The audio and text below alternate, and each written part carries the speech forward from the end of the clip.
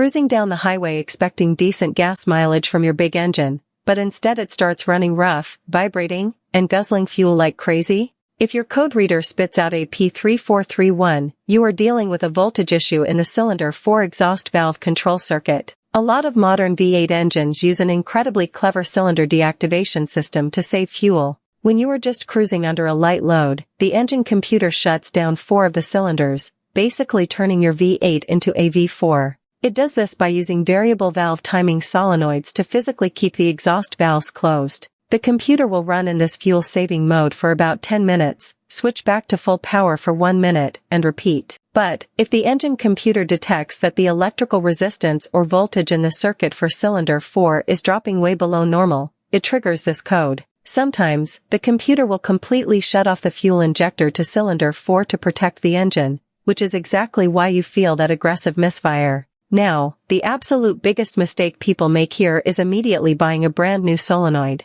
Do not do that yet. These variable valve timing systems rely entirely on engine oil pressure to function. If your oil level is low, or if you have skipped a few oil changes and the oil has turned into thick sludge, it will block the tiny oil passages that feed these solenoids. So, your very first step is to pull the dipstick. Make sure the oil is full and clean. If the oil is perfect, grab a flashlight and closely inspect the wiring harness going to the solenoid on cylinder number 4. Because these components live right next to the scorching hot exhaust manifold, the wires can easily melt, chafe, or become brittle. Unplug the connector and check for green corrosion on the pins. If the wiring looks completely solid, grab a digital multimeter and check for proper power and ground. Only after verifying you have good oil pressure and solid wiring should you finally replace that variable valve timing solenoid.